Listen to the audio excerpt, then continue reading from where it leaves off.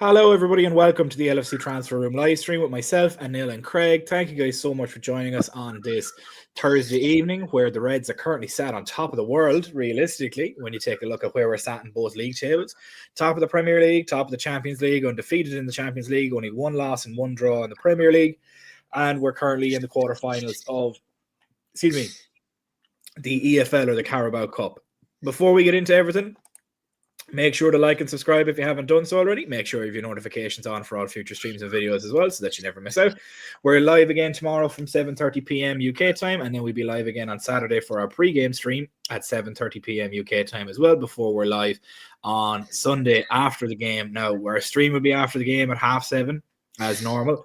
It's a 4 o'clock game. It'll be 6 o'clock by the time that game finishes and we get round to it, so we just pushed it out to 7 o'clock anyway. But we are going to get into everything because we have an awful lot of news today. Apparently, from sources within AnfieldWatch, they have reported that Virgil van Dijk's contract is imminent, and that press conference that Arne Slot had today only added fuel to the fire, because we always have our press conferences on a Friday, unless we have a Friday night game, and we don't have a Friday night game. And the last time that we had a press conference on a Thursday, the next day Jurgen Klopp said he was leaving. So they usually only do it when there's big announcements. So this has kind of added a little bit of fuel to the fire that this has come round. Now, it could be nothing, could be absolutely nothing, but apparently there's just rumblings over on Twitter of Van Dijk's contract being announced tomorrow. And if it is, oh boy, is the internet going to explode. But we'll get into a couple of different things as well. Obviously, we had Conor Bradley and Ibrahima Konate's injury issues that might have come up. We got a little bit of a confirmation from Paul Joyce after Arne Slot's press conference. In the press conference, Arne Slot said it was too early to tell yet. Paul Joyce has come out and said that Liverpool fear we might have lost Conor Bradley for a couple of key fixtures in December.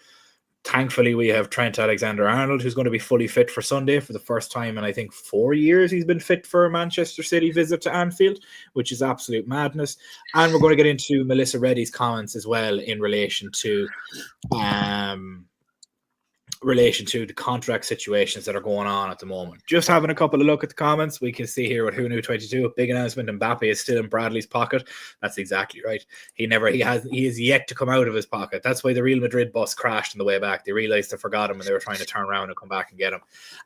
But Anil and Craig, you guys weren't on the post-game stream last night, so I suppose we'll get into that a little bit first with regards to the performance last night, because in my own words, complete and utter domination is probably the best phrase that I could use. Craig, it almost felt like it was a Champions League final last night. Would you agree with me on that? And how did you sort of see the game as a whole? I think we felt last week, wasn't he? In the build-up, I didn't really feel too arsed about it because I was thinking about City, and then when it was the pre-match show on TNT Sports, so I was getting a bit nervous before the game. What's different about that game yesterday is the control we had. So when we've played Real Madrid the last few times, the ball has just been flinging all over the place. Ramos pulling Salah down. Just chaos from start to finish. There was a bit of that for like 5 minutes, wasn't there? And then we just took control of it. Kelleher has just come on leaps and bounds this season, hasn't he? Like, I thought he was quality in the Carling Cup run a couple of years ago, but he's just grew into a massive presence. And when he was getting interviewed after the game, he was standing next to Robbo, wasn't he? He looks massive. He's proper filling out, coming into his own. For Gravenberch again was quality, wasn't he? He's just like he gets into that Real Madrid team. Like, I think where they'd bossed us in the past was that midfield, wasn't it? Toni Kroos, Luka Modric, Casemiro, when he was there, just could keep the ball, and we were just running around in circles, hoping Mane and Salah would get on the end of something. It wasn't that yesterday, was it? It was a lot more controlled. What did they have? It was almost as like to me. Penalty? It was almost like to me yesterday, the script had flipped and we done to Madrid what Madrid had done to us for years, and just held the ball and killed them with passes. Composure. We were chatting in the chat, weren't we, about Zidane Jones. He's just kind of like, he can just dictate play. He speeds up when he wants, he slows it down when we want. the movement on McAllister was unreal, as summarised by the goal. They just couldn't get near him. And as you say, it's completely flipped, hasn't it? Our midfield yesterday won us that. Obviously, Konate, Oh, Van massively. Dijk, quality, but that midfield just kept hold of the ball and suffocated them. Oh, Lovely. yeah, it was brilliant to watch. It was absolutely. And do you want to know somebody that I don't think is going to get an awful lot of plaudits because he didn't score? But Darwin Núñez, I think that was his best game in a Liverpool shirt. Same. He, think, was it in the first 15 minutes where he sprinted back to left back and covered for Robbo, and then he went on some kind of like Roy of the Rovers run, didn't he? He kind of started playing 1 and 2s up the pitch. I think about 10 minutes later, he had that chance where he'd done the exact same from the other side when he ran straight through. Yeah. He was just like reborn, really, wasn't he? If he can just, don't get me wrong, Courtois had a good game yesterday, didn't he? Like Courtois fairness, was their best player, but Camavinga was their best outfield player. But without Courtois, that game would have ended 5 or 6-0. Yeah, even that the chance he had where Núñez is running clean through, and he catches it clean, which is rare for Núñez, isn't it? Hopefully, this is a thing of something to come. But that save was quality that nearly went into the own goal. As you say, Camavinga he looked something else as well, didn't he? Yes, he was keeping hold of it. Gladly for us, he went off. But yeah, as you say, flipped scripts effectively. Our midfield yesterday absolutely bossed it. Thought you can see the composure of Jones and how much he's gone up a level. You can see McAllister, that movement was unreal, and Gravenberch, I wouldn't swap for anyone. Yeah, nor would I. Anil, we have people, we have Redman75 here, Jace Hickman saying, for me, Jones, Keller, and Bradley played man of the match performances, but Darwin was a monster as well, as we agreed there. Alexi McAllister as well really controlled it, and the second he moved up into that 10 position, and the second he was in the 10 position, straight away get the ball on the outside of the box, quick 1-2 with Bradley, bang, bottom corner. It's almost as if that might be our best midfield three with Jones, McAllister, and Gravenberch there. And as much as it is to say Szoboszlai covers an awful lot of ground, it seems that if we want to get up and press somebody, Szoboszlai is the guy. But if we want to control a game, it seems Jones is the guy to put in at the 6 and move McAllister up to the 10. What did you think about the game, and was there any standouts other than who we've mentioned so far?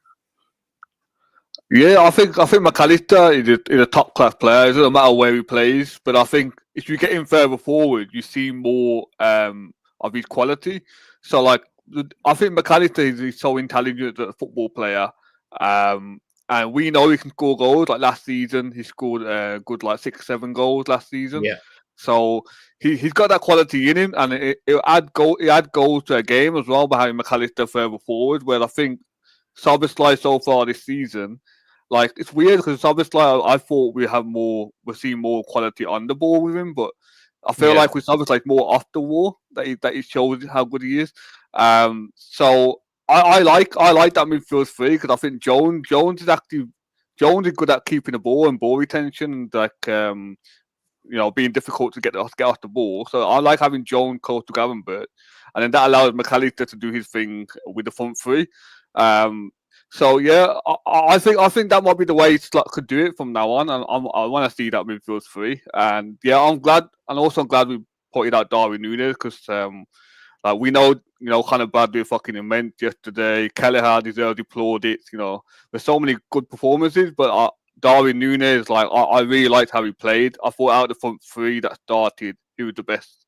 He was the best out of the front three. He was lively. He was trying to make things happen, making the runs. And then I like the header that he did. That header that almost kind of curled it into the corner. That was a really good header. I really enjoyed the performance, and Darwin definitely deserves the praise, I think.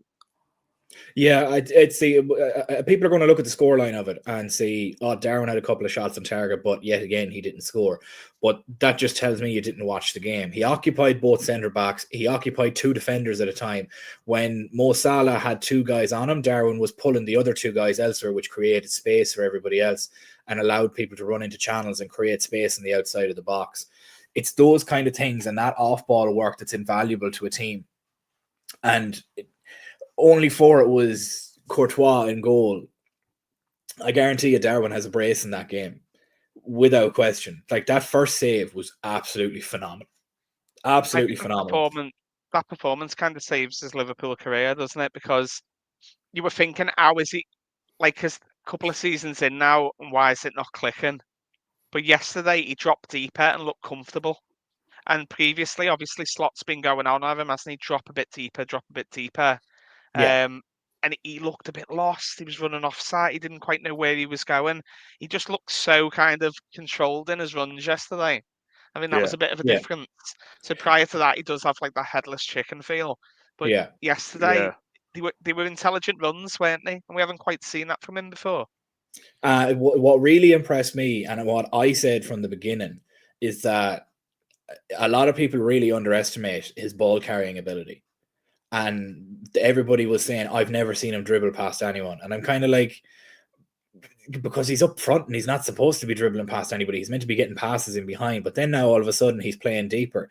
He spun Luka Modric and dribbled straight past Camavinga and Asensio straight through the middle of the pitch, and then laid off a beautiful pass for Salah, kept going as a proper striker would, and then got the pass paid into him, and only for Courtois was in goal. That would have been going bottom corner. And then the second attempt as well, being that poacher type that we would expect from Diogo Jota, it chases the ball down, and only for Courtois, again, immense coming off his line and the timing of it, got in front of it and just made himself big and just didn't let it pass. Like later on in the game, it just showed how good Courtois was when Conor Bradley had a header, and he made that header like go well away from the keeper, but he still got down and saved it. So that's the kind of keeper you're dealing with when you're playing against Real Madrid. And I think that was the first time Real Madrid have lost with Courtois in goal since May 2023. Which is absolutely fucking madness when you think about it. May 2023. Now, consider we're in November of 2024, about to go into December of 2024. That's just about 18 months of football without a loss when Courtois plays. That's how good they are. Courtois is Real Madrid's Rodri. That's what it is. Real Madrid started dropping stinkers the second Courtois left because they don't have that elite shot stopper behind the defense, and the defense was riddled to injuries to begin with. It was just fantastic to watch yesterday. At no point was I worried. I think it was a lot like you, Craig. At no point I was worried leading up to the game of look, if we lose this, grand. If we win, we win. It's a cherry on top. And then all of a sudden we go out and just absolutely ruin them. Like over 60% possession. They had the only shot that they had on target other than the penalty was in the 93rd minute. From that angle, and then they had like three in a row. So to be honest, I can't stop thinking about that Bradley tackle on Mbappe. Oh, it's beautiful. Yeah, even camera angle was just absolutely perfect. As you just saw him absolutely clean come in. From an absolute clean tackle. I said it on Twitter. I said that when you play at Anfield, and this is true, and you can go back to whenever. It doesn't matter what. I can count on both hands how many instances this has happened. But you can score, you can assist, you can play with flair, and you can show some skill. But I guarantee you nothing gets Anfield going like an absolute mincer of a tackle against somebody that they don't like. And here it is, Conor Bradley, one of our own, butchering Mbappe with a tackle. It belongs in the Louvre. I think Degas just kind of highlighted, forgot how big Courtois was. He's huge. Oh, he's massive. He's huge. Really. He's about 6'6", and he's a big, broad dude. Like it was supposed to like Nunes in the box for one of our corners. He's standing next to Courtois, and Courtois is towering over him. Yeah, and Nunes is a big lad. Yeah, Nunes is about 6'4". Yeah, like Courtois is not a small human at all. John mentioned in here, hi guys, how good is Kelleher at saving penalties? Love him from a fellow Irishman. Kelleher is a penalty specialist. Liverpool have never lost a penalty shootout that Kelleher has played in, and I think Kelleher is going from strength to strength, and that penalty save alone has added 10 million to his price tag, personally, because there's an argument to be made that he could start for every team in the Premier League other than Liverpool at the moment. Like that is the argument that could be made. And I think it was you, Craig, that mentioned it on the last stream that we were on. he's better with the ball at his feet than Alisson. You feel more comfortable with the ball at his feet than Alisson. And I think he actually suits Slot's team a whole lot better than Alisson. Purely from the matter of fact of playing the ball out from the back and how often he will have the ball at his feet. I'm not saying he's a better keeper, not by a long shot. There's levels to this. And Alisson, when 100% fit, is the best in the world. But Kelleher's coming. But that's the caveat, though, to Alisson, isn't it? It's like when he's fit. Yeah. Which is just suddenly kind of, and keeper shouldn't be picking up that many. You used to impact injuries on keepers. Like you look at Petr Cech, don't you? And what he kind of went through with that kind of the injury when he got the knee to the side of the head. So you're used to them like really unlucky kind of moments. Alisson's, it's constantly his hamstrings. Wasn't it his hamstring again? Yeah, it is. It's a thing for keepers because really, like, having played as a keeper myself, like hamstrings are the ones that go constantly. Your hamstring and your lats are really the ones that go massively, purely because they're the muscles that you go. As well, your wrists need to be really, really, really strong. It's one of them that your legs are very susceptible to those kind of muscle injuries, purely because of, like, what's the best way to explain it? The level of flex. You need to be that size of a person and be unbelievably flexible. It's like an oxymoron of a person. It's nuts. Like, you need to be at least 6'4" tall, and you need to be flexible enough as like Salah. And those two don't mix in the same goal when you're that big and that size and expected to move that quickly at that burst of pace. A muscle is going to go, and especially when you start getting older, like Alisson is, like, he's in his 30s now, and the body eventually just gives up and won't do it anymore. I'll give you an example. I was playing in goal for a Sunday league fucking thing, and I hadn't played in goal for a while, and this is obviously not even in any way a close comparison to the level the Premier League is at. I'm not trying to toot my own horn that way, but I used to play in goal all over the place. I was on provincial and county teams and everything like that as well, both in football and in Gaelic, which is the Irish sport. And I was probably one of the best ones on that side of the country. And then I stopped, and then I went back at it and started playing it in football. And all of a sudden, and I'd done it about 6 weeks ago, where traveled to the other end of the country, and then I made a save. And 5 years ago, if I made that save, I wouldn't have felt a thing. I would have bounced straight back up and there wouldn't have been a problem. The second I hit the floor, it took me an extra 5 seconds to get up, and I was like, that one's going to fucking hurt in the morning.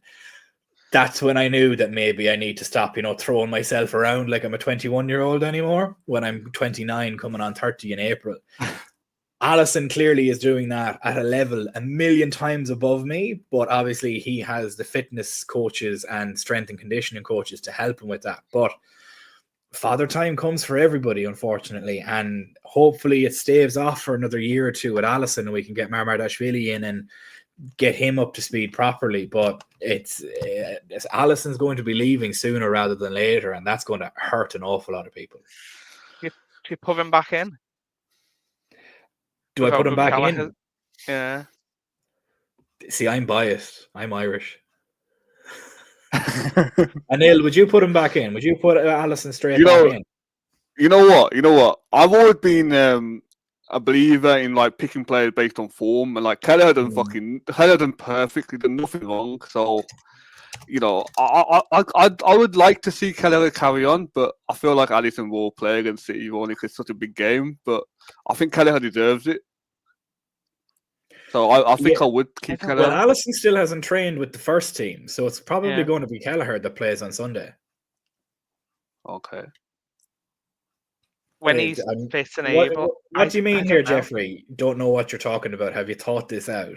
What have we thought out? We've been watching Kelleher I've been watching Kelleher for years, and we've been watching Alisson for years. Yeah. So, like, as Stig mentions here, Arne Slot is putting Alisson straight back in. He said it in press conferences, so it is the way it's going to be. With people here, for me, Kelleher keeps playing with Joyce, and we have Zia here saying no way, keep Kelleher. Everybody else, put your opinions in the comments, because I'd be very interested to know the split opinion on this, because I have a feeling there'll be both. Alisson is number 2 now. Oh my dear sweet Jesus. That's funny. It's all right me making that noise, but at the same time, I brought the blooming question, didn't I? I don't know. I don't know who carries up. Like Anil said, Kelleher hasn't done anything wrong. In fact, it's the opposite. Played out his skin, hasn't he? Well, Jeffrey, why do we sound like a load of muppets? Because you're looking at Kelleher, who's performing as one of the best keepers in the world at the moment, on form, and you're saying that we're talking like a bunch of muppets when it's a genuine question that can be asked. So please, by all means, feel free to throw your own opinion in the chat, and we'll all debate it in a civil manner rather than calling names. But Zia mentioned in here, I knew that we'd beat Chelsea as soon as Kelleher got his chance. What'd you say, Craig? Sorry? That's not nice, is it, Jeffrey? What kind of who's better in the league than Kelleher? Alisson's a cup keeper now. Jesus Christ. Wow, Stig, my days. See, do you know what's the mad thing? And maybe it's the patriotic bias coming through for myself, but I'm finding it hard to disagree with an awful lot of this. I really am. And again, you're looking like it's looking like an Alcoholic Anonymous meeting. You might as well be. He's only a troll. Oh, Jeffrey. Thanks for the watch. If anyone else can help Jeffrey out, I can't think of anyone else. Like, I think we alluded to it earlier, didn't we? I can't think of any team he doesn't get into. Jeffrey, name if you can, rather than coming and trying to be a troll, and we'll have a constructive conversation about it. Name me a team that has a better goalkeeper currently than Kelleher, and we'll concede the point, because other than Liverpool, because we're of the understanding that Alisson is just going to walk straight back in, and Kelleher understands that as well, and Slot has mentioned it too. But of the other 19 teams, show me a team where Kelleher doesn't start. And I'm just having a quick look at the comments here from this. City, he starts over Ederson. Do you see the mistakes that man made against Feyenoord? Ederson's been having a shocker, hasn't he? He's been having walks into Chelsea, shocker. Doesn't he? He's better than Sanchez. Yeah, Spurs haven't got a keeper, so Vicario's ankles are in bits. He's better than the Arsenal keeper. Better than Raya. Yeah, better than Raya. He's better than Raya. Better than little T-Rex arms Pickford, and he walks in at Everton. 100% better than Pickford. Any of the relegation teams, he walks in ahead of Kepa, doesn't he? Who isn't even their keeper at Bournemouth. Yeah. See, here's where an argument could be made here with Who Knew 22 saying Martinez with Aston Villa. Yeah, that's a shout. So that's probably one that you could have a debate on. All right. Realistically, you could have a debate on that. Jeffrey saying here, obviously, we should keep Alisson. Well, we are keeping Alisson. Kelleher's the one that's going to be leaving. But still haven't answered the question of who you think that is better than him in the Premier League other than Alisson. Manchester City, he's starting over Ederson. Are you joking me? Did you not see the absolute follicle errors that Ederson made, hilarious errors that Ederson made against Feyenoord? Three of the goals were Ederson's fault. And that's probably why Pep Guardiola will be scratching your head, isn't it? There's not a chance in hell you watch football with two eyes in your head and say that Sanchez is better than Kelleher. There's not a hope in hell. I don't understand. This is not the keeper that he was 5 years ago, is he? Do you remember when he was pinging them like 95-yard balls down the pitch right into the path of Aguero? He's not that keeper anymore. Yeah. One swallow doesn't make a summer. No, because Kelleher's had multiple games now this season, and he's actually been performing unbelievably well, and performing as well as Alisson ever has as well. Kelleher's numbers this season and throughout the last 12 months are matching Alisson's numbers from the last 12 months. Yeah. So there is that. And he's facing more shots. Kelleher is facing more shots, and he's saving more and keeping more clean sheets than Alisson. And also he has a higher expected goals prevented. So if you're facing more shots and facing a higher XG and keeping more clean sheets and allowing less goals, like, it is what it is. So Jeffrey, you can't say no insult after calling us Muppets and looking like Alcoholic Anonymous. You can't have your cake and eat it too.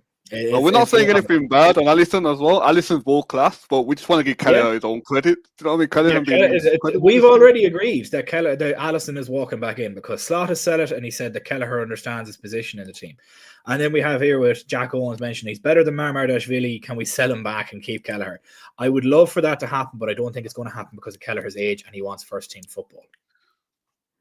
Marmardashvili is a very, very good keeper as well. It's not exactly like. Do you know what I mean? So it's a good problem to have. Do you remember a few years ago though when Kelleher would come in, he had that edginess of kind of like an immature goalkeeper. Yeah, He'd come out in the idea that you'd feel the crowd just go "Ooh," when he come out. He's absolutely lost that this season. He just looks absolutely confident, doesn't he? Even in his interview, he looked really composed. Yeah.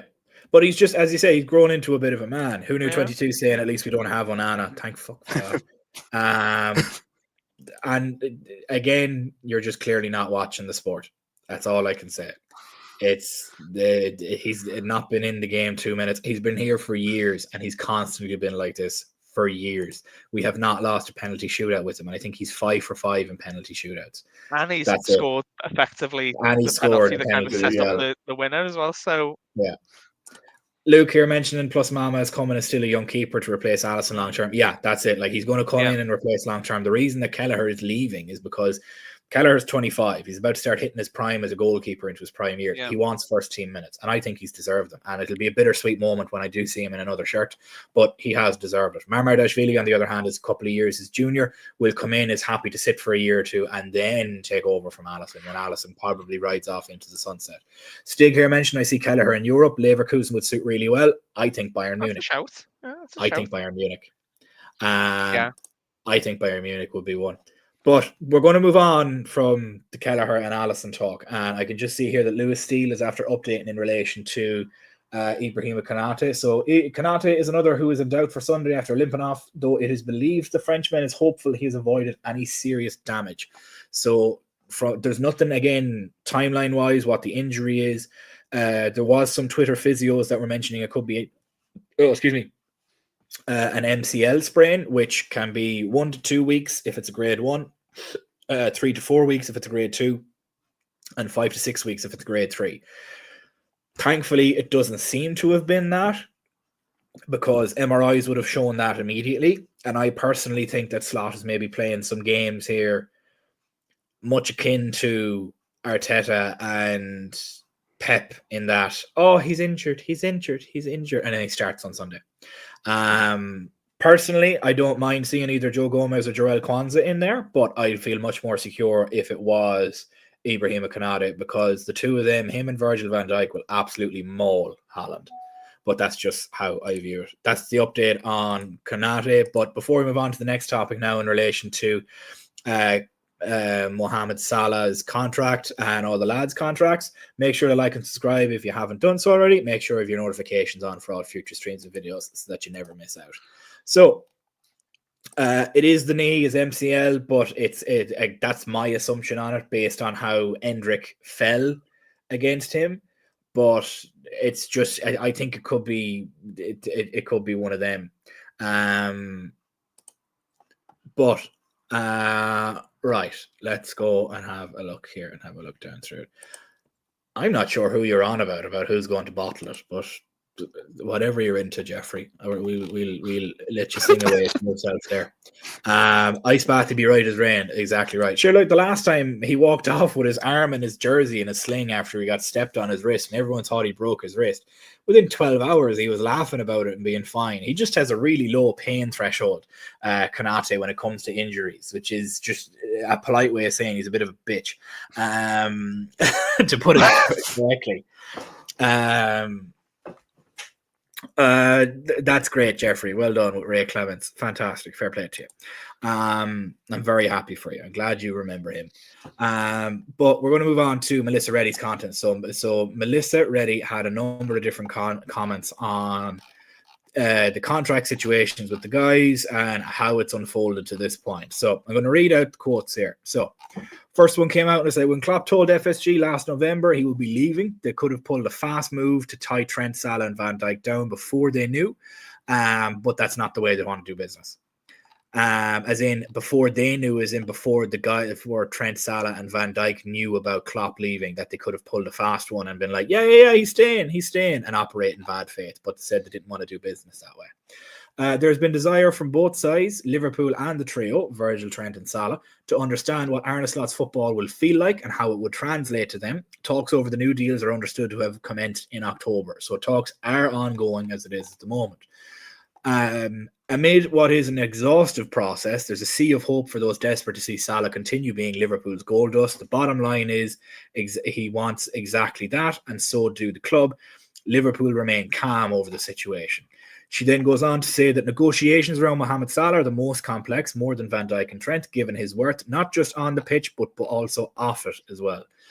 Doesn't really come as a surprise to most people, but it is one of them that you're looking at it and you're like, yeah, you can understand it. To give everybody a timeline of events, basically what happened is last summer would have been 24 months out of when their contracts are up. That's when you'd normally do a deal for your star players like that. You're like, right, come on, we'll sit down here, we'll have a talk about that. They would have wanted to sit down and had a number of different assurances. First of all, from Jurgen Klopp, that because Klopp's contract was ending in 2026, and I don't think a lot of people seem to remember that. He had only 2 years left. So in saying that, Klopp would have had to have said, yeah, I'm staying, no problem. I'm staying. I'm going to renew as well, and we'll be here for the next number of years, and we'll see out your contract and my contract together, and we'll keep going and try and keep this going. And Klopp told the club in November that he was leaving. There's no way, shape, or form that Klopp made that decision on to walk away from a club that he loves so dearly so quickly. He wouldn't have made that decision rashly. He would have thought over that for months. He doesn't come across as the kind of guy that would have made that decision very, very quickly. And then, right, so now we're up to November. He's told the club have the opportunity now to go and try and pull a fast one on the three boys and say, yeah, he's staying, no problem. Yeah, we'll keep him here. We'll renew him as well. Don't worry about it. Also, we never really had a sporting director either over the past number of years. So with that, it's now you're looking at January, and then January he told you're 18 months out at that point. January, the announcement came from Klopp that he's leaving the club. So now them three lads are just up in the air. They're like, okay, shit, what's going to happen in the future? Do they have a guy locked down? What's it going to be like? I'm in my last contract in my career, probably.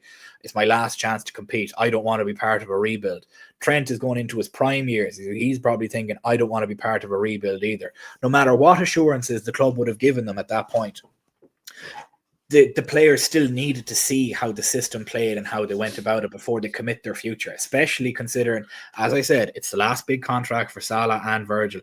It's the next big contract for Trent, considering he's going into his prime years, and it's probably his second last contract. So he obviously doesn't want, as he said, he doesn't want to be known as the guy that only wins trophies when he was younger. He wants to continue winning trophies, and we're in that minute now at the minute. But with regards to then you have to wait until the summer. Arne Slot is appointed. The lads are away at the international tournament. Salah's the only one that's there to allow them to get into training with them. And then now all of a sudden you have to wait for the lads to come back and see how they play. And they need to see, okay, well, look, the training's going well, but how is this going to translate to the league? And then we go out and we play Ipswich, and then we continue to play, and then we hit Forest, and we have a bit of a rocky road, and then we get into the Champions League, and now we really start hitting our stride. And we're winning every game, and we've won every game since other than Arsenal. And obviously then the lads in October were like, cool, we're into this. We've bought into this system. So we're going to go and we're going to start opening contract negotiations with the club at this point. So that's essentially the timeline of events. And I don't know how anybody can consider the club at fault for that happening when their hands were quite literally tied.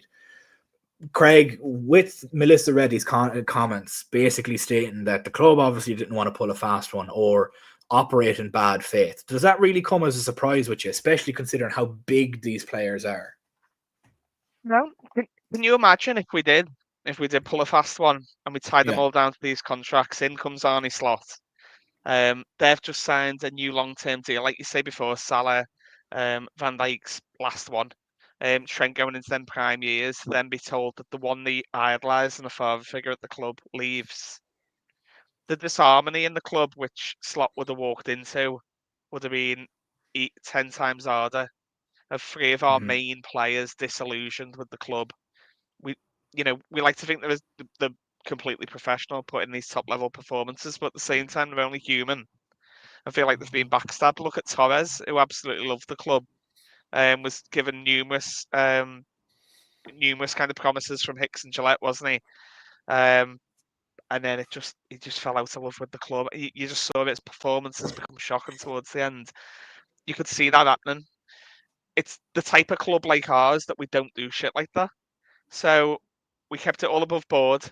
That's why the club isn't panicking, because I generally, obviously rose tinted glasses, but I generally don't think you can go to a better club than us. So we always have that ace card. Where do they go? So Trent goes to Real Madrid. I can't think of anyone else in world football he'd end up going to. Look at Real Madrid yesterday and got absolutely took apart by us.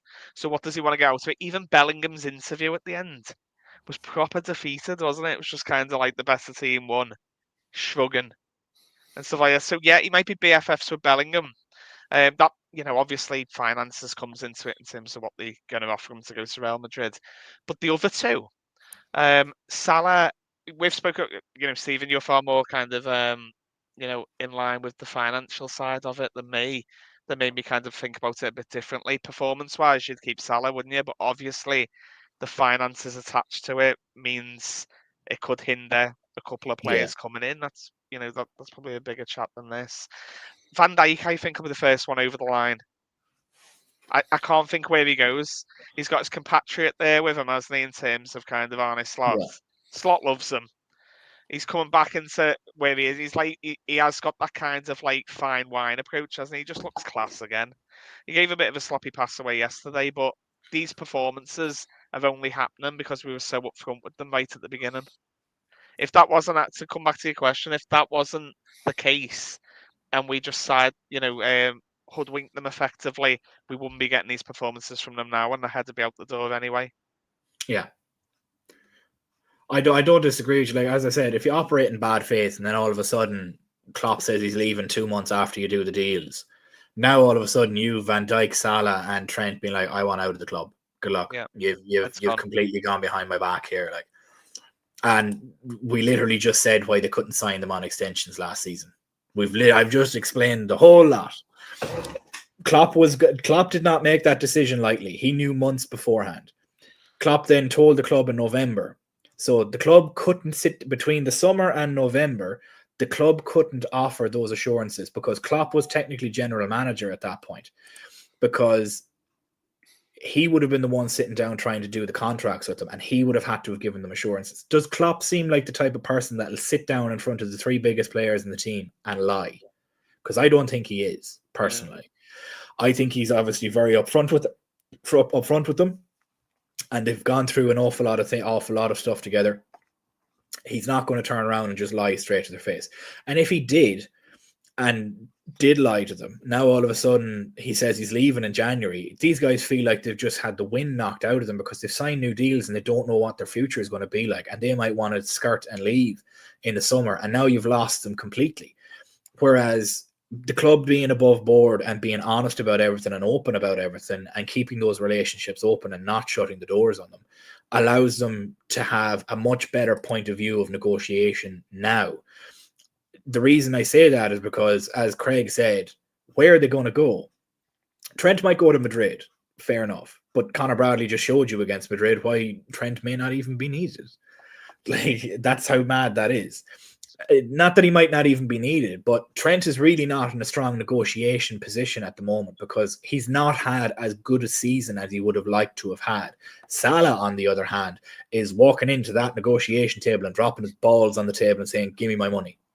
Whereas Trent has to walk in and be like, look, I've done this, this, and this. And then Slot has kind of shown in his system, yeah, but you're not the guy in this system. You're part of a cog of a team, and I don't care who you are. I will sub you off if you're not performing.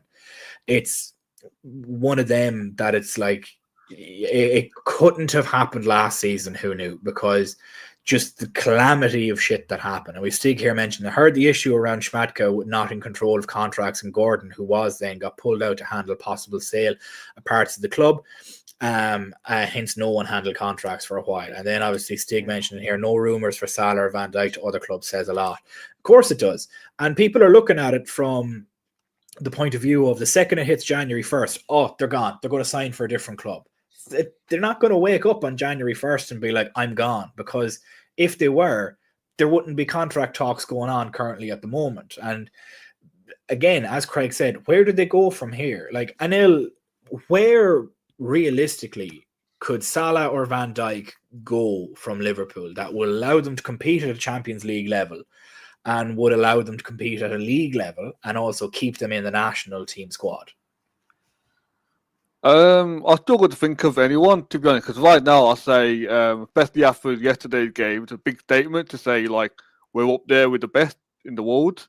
And as you were saying about, like, how, you know, Klopp is leaving, and obviously Salah, Van Dijk and Trent, they're going to want to know how it is under Slot first. They want to see how things are going. And obviously, after these last few months, you know, it's only going to make things better.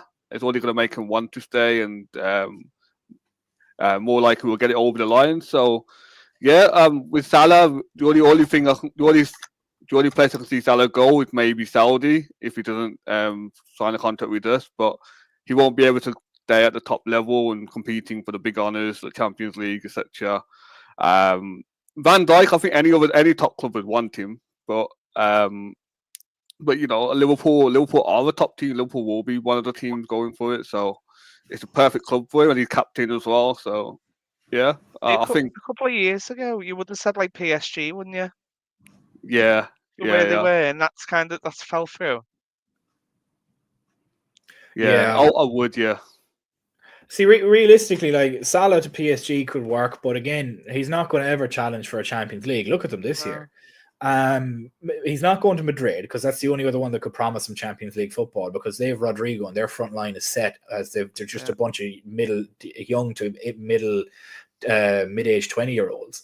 He's as good as he is. They're not going to start Salah over the likes of Rodrigo and everything that's already there. They're not going to pay Salah absolute hilarious money like they did with Mbappe coming in, because that's just, they won't do that. Then you have Van Dijk. Van Dijk said himself, but don't they have Rudiger when it came to Real Madrid? Where's Van Dijk going to go realistically? Like, is he going to go to City? I don't think he'd do that because loyalty. Is he going to go to Madrid again? Are they really? It's a funny one. Trent realistically is probably the only one that could leave and move upwards and sidewards slightly, if that makes sense, because let's face it, Real Madrid are a bigger club than us, and I'm no problem admitting that, because they're Real Madrid. But the other two, I don't see.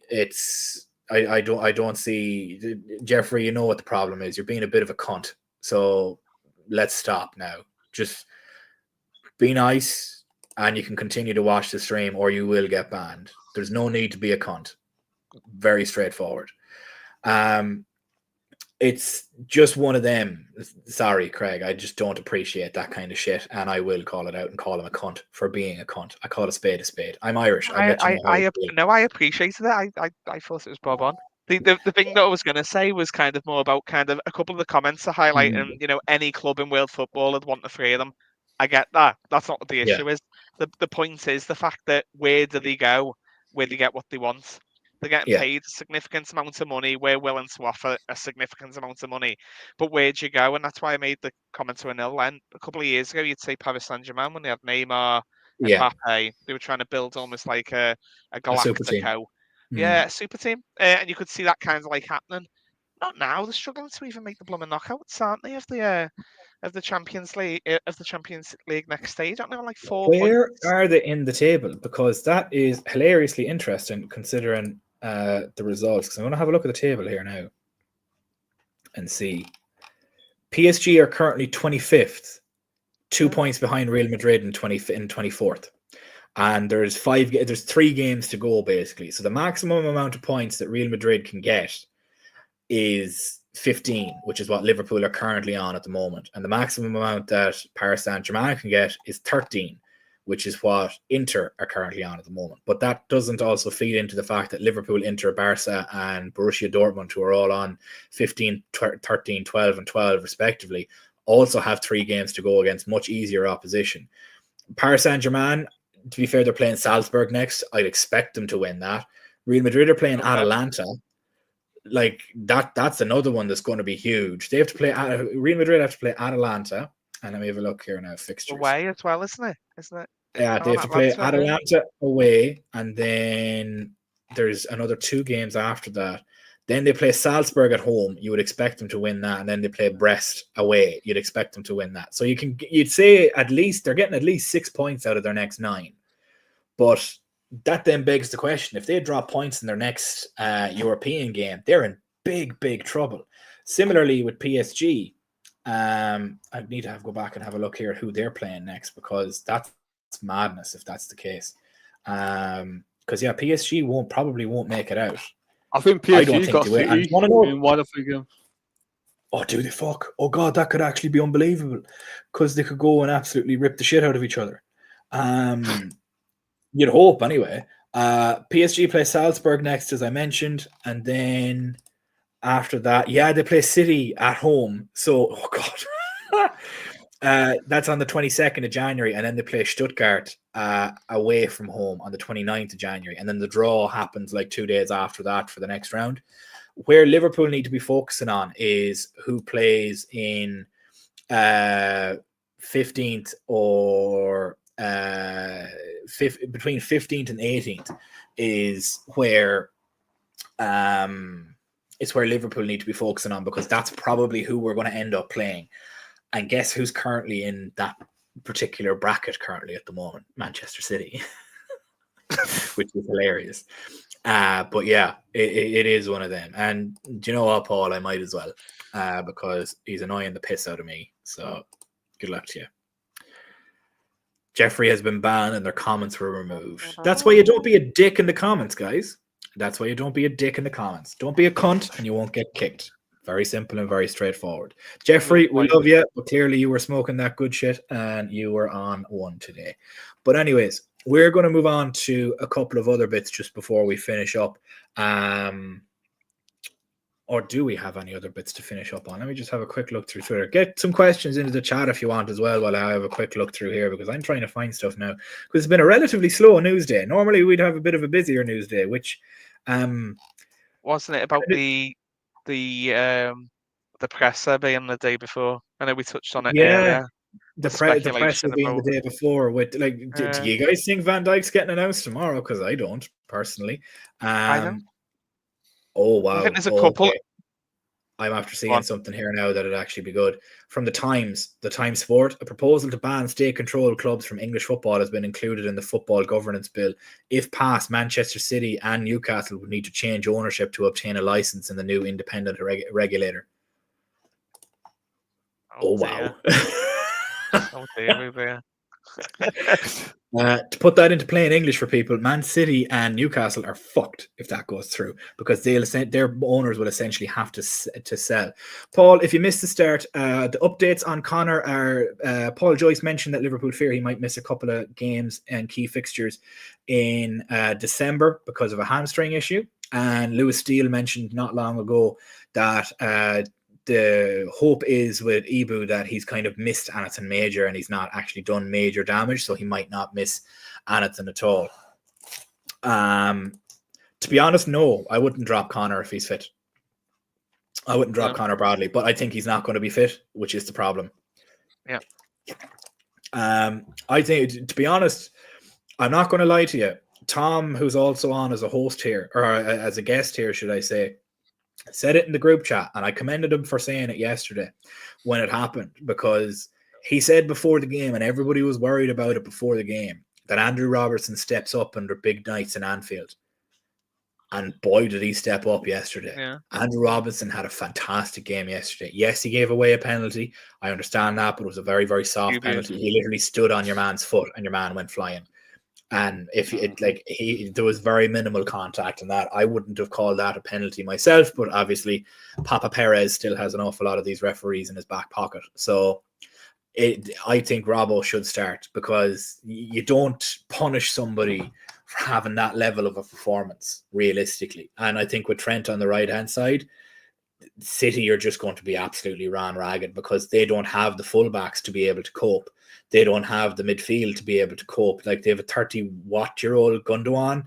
Rodri's no longer there to dictate pace. KDB, I think, is he even injured? I haven't seen much of him this season at all. It's Haaland and Prey with them currently at the moment, because Phil Foden is doing bollock all. But I'll throw that question to Craig and Anil as well. Anil, would you start? Which fullbacks would you start on Sunday? Is probably the best way to go about it. I'll keep Robbo. I'll keep Robbo again. I know playing 3 games in 7 days, that's not ideal, but Robbo, he's a good left back. He's still up there. He's still a quality left back. And yesterday he showed how good he is. Like, he was very unlucky with the penalty. That's all it is, just unluckiness. But in terms everything else, he was really good. He had the energy, everything defensively, pretty much faultless. He contributed going forward as well. I thought Robertson was fantastic. So I'll be happy to keep Robertson in. And I'd probably just start Trent as well, right back. I think this might be the first time he starts at Anfield against Man City in 4 years or something like that, I saw. So it'd be good to have that extra, like Arsenal, in, having that Trent ability to pick out those passes. And then I'd probably, because we're starting Robertson left back in City, I would probably then maybe play Gomez left back in the game after against Newcastle away. Because I think we are going to have to start rotating more. I know Arne hasn't really rotated too much this season, but I think we've got Newcastle away, then we've got Everton away, so we are going to have to rotate a few players. And I'd probably start Gakpo left wing as well against City. I thought he looked really good when he came off the bench, and I think Gakpo, because we played Diaz in last 2 games, I'll give Gakpo a go in left wing, and then I'm not sure if I'll start Diaz up front or just start Nunes. I'll probably head for Nunes, just because Nunes was really good against Real Madrid, so I would like to see more Darwin. Yeah, I can't disagree with any of them, to be honest with you. I see Paul mentioning here, Joe came on for Bradley. Does that mean Trent doesn't start? No. Slot confirmed in his press conference earlier today that Trent is fully fit for Sunday. So if Bradley isn't able to go, it'll be Trent. Stig here mentioning Simi for the fresh legs and Trent because of the Bradley injury. I think Simicast is still injured, but there hasn't really been an update on that. He might have just missed a game from it, but I don't know how long he's currently out at the moment. Stephen mentioning that Gomez is going to be a very busy guy with all of these injuries. Perks of having a gadget, man. And that's what really helps with us with that. Craig, to finish this off for this evening, who would have been your fullbacks? And as we see here, Stig mentioned that they'd love to see Gakpo, Diaz and Salah again, similar to the Leverkusen game, I believe it was. But how would you set up the back 4 against Man City? I think if Bradley didn't go off injured, he'd be a shoe-in, wouldn't he? Because he was just absolutely quality. So he keeps Trent out the team. I think Robbo has to start. Like, that performance against Real Madrid, obviously it was a dodgy penalty, wasn't it? But I think he has to come in. Obviously, Van Dijk. And then that maybe go. I don't really mind whoever kind of comes in alongside Van Dijk. Hopefully, Konate is like a brick wall, and he'd probably just play anyway. But I don't really mind. I was kind of distracted by who starts left wing, because did you see against Spurs how many yards Walker's lost? Like, he was rapid, wasn't he, for so long? And it was like Timo Werner obviously is shocking in possession 9 times out of 10, but he was rinsing Walker, wasn't he, the other week? I put Diaz in purely for that reason alone. That's what I was thinking. So I think Gakpo did look sharp, and I think he looked quality. It's probably an argument: can he he'd probably come on, won't he, after like an hour. But I just think if you're putting anyone up against Walker on current form, you go Diaz, don't you? Because he's going to absolutely just rinse them. I think I go with Núñez as well up top as well, because that pace was just raw the other day. And I don't think anyone in that back, even Gavardal at the back, isn't the quickest. I don't see any of them keeping up with pace. Now, the problem City have got is for years and years and years, position-based, high-line football where you just suffocate the opposition. You can't play high-line football if you can't run. And that's what's going to haunt them, isn't it? Anfield on a Sunday. Because all it's going to take... Have you not seen the referees, though? They're going to get an awful lot of calls. Have you seen the referees? I have. They've just whipped out the fucking Legion of Doom, like... I think, I think even David Cook could make an appearance over the weekend. I don't think much of a difference. I think he'll be stood in the top end with like with a hood on, just looking out over everybody, all menacing, with the Kubrick stare. I think they're going to get absolutely rinsed. And I've never seen a player lose his pace quite like Walker. I don't think that was an off day. It's been coming. Werner's obviously quick, and he's a quick player. So is Núñez and Diaz. So is Salah. Yeah. Look at how much he kind of sent to Mendy, wasn't it, for the Echo? The other day, he just couldn't get near him. I think with our front three going at them, with Ederson's lack of form he's showing, I think we're going to keep trying to home on. So I'm just laughing at one of the comments. At the same time as well, the pace is going to hurt them, but this time we've got a midfield that can put the foot on the ball, which City obviously had the advantage of for years and years and years. I don't see it on Sunday. No, I don't see their midfield being much better than ours. I don't see their midfield being better at all. I'm trying to see. This is where I'm kind of like similar to the Real Madrid game. I'm like, okay, let's not get too confident here now, because look, it's Real Madrid. They're going to come and they're going to show up. It's a Champions League night. They're going to show up. And it's similar here. It's Pep Guardiola. It's Manchester City. It's Liverpool and Manchester City. It's been the rivalry for the past 6 or 7 years. They're going to show up. So the way I look at it is just the way that, oh my dear sweet Jesus Christ, Man United are losing to Bodo Glimt in Europa League currently. And Spurs are currently losing to who are Spurs playing at the minute? Spurs are currently losing to Roma as well. I'm just having a look down here through the scores. Oh my God! United are 2-1 down in the 27th minute. Let's go, Amorim. Wow, that is actually comedy. That, and then I'm trying to see, is Spurs in the conference or are they in Europa? I think they're in Europa, aren't they? Conference? No, they're in Europa. It's 1-1, not 2-1. Sorry. United have gone full strength as well. It's not even like they've. I'm looking at the lineup there. Yeah, they've gone full strength. Holy Jesus. Martinez, De Ligt, Mazraoui, Anthony, Ugarte, Bruno, Malacia, Garnacho, Højlund, and Mount. And bear in mind, if you want to know who Bodo Glimt are, they're a Norwegian team in the Norwegian division, and they're currently pumping United. And you want to know what's even worse? United are at home.